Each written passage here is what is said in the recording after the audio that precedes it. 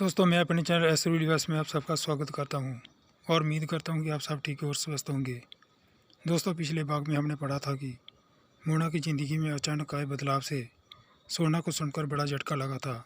अब आगे शादी होते सुनील ने अपनी अलग कंपनी खोल ली थी और अनु को उसमें बराबर का हकदार बना लिया था। अनु को सुनील के साथ काम करते देख मुझे बहुत अच्छा लगा था। जब मैं अनु को ऑफिस में काम करते देखती तो मुझे 10 साल पहले की बातें याद आ जाती थी। 10 साल पहले जब शेखर ने कल्पना को जब अपना पर्सनल असिस्टेंट नियुक्त किया था, तब भी मेरी शेखर से ज़बरदस्त लड़ाई हुई थी। वो सिर्फ झगड़ा ही नहीं था सोना, शेखर मुझे मारने भी आ गया था। ये सब कुछ बताते हुए मोना की आंखें भर आई थी और बहुत देर तक आंसू बहाती रही थी। मोना की सारी बातें सुन लेने के बाद मुझे समझ में नहीं आ रहा था कि मैं क्या कहूँ।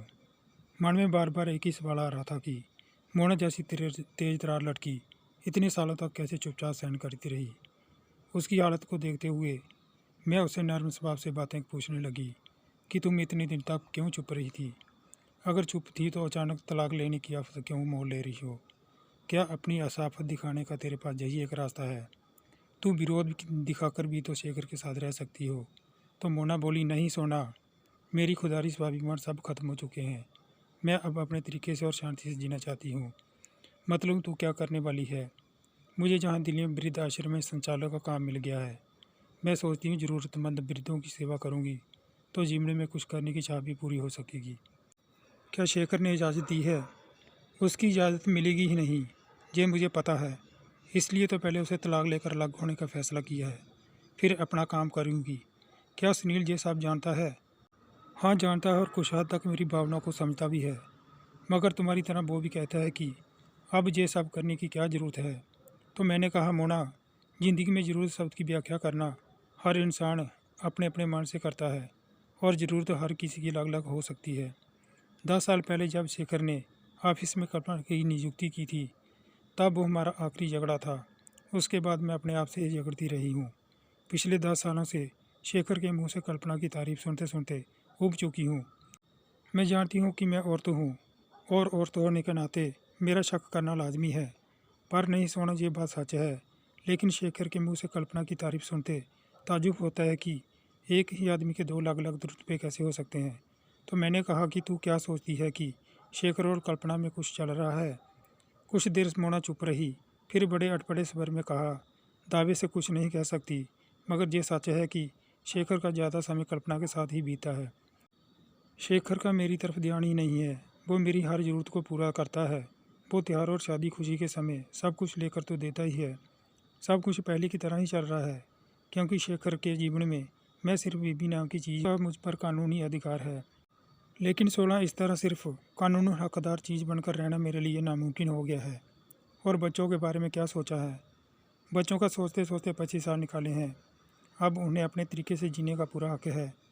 जब भी उनको मेरी याद आएगी खुद ही मिलने आ जाएंगे। लेकिन उम्र के इस मोड़ पर तुम्हें ये सब करने से डर नहीं लगता? नहीं सोना, अब डर नहीं लगता है। जीवन में जो मानसिक यातनाएं भोगी है, बहु बेटों के बीच भुगतने से बड़ी शर्म आती है। इसलिए मैं निर्भीक होकर जीना चाहती हूँ। मोना की कहानी सुनकर मैं कुछ देर सोचती रही और फिर मोना को गले लगा लिया और उससे बोला, तुम्हारे फैसले पर मुझे गर्व है और मैं तेरे इस फैसले पर हमेशा तेरे साथ हूँ।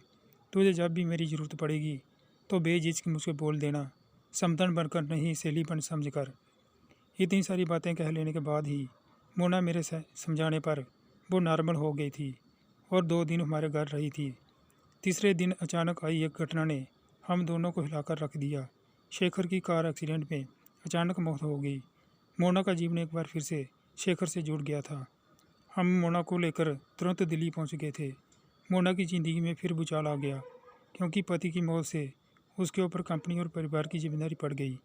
पर इतने बड़े उद्योगपति की विधवा का मान सम्मान उसके जीवन को त्याग नहीं सकता था।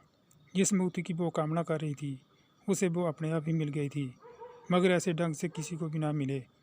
दोस्तों, ये थी कहानी सच कुछ पल का।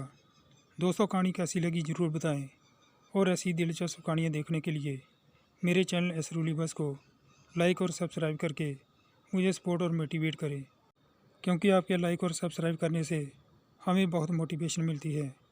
मिलते हैं दूसरी कहानी के साथ, तब तक के लिए खुश रहिए, अपना और अपनों का ख्याल रखिए। अपना कीमती समय निकाल कर कहानी को लास्ट तक देखने के लिए बहुत बहुत धन्यवाद।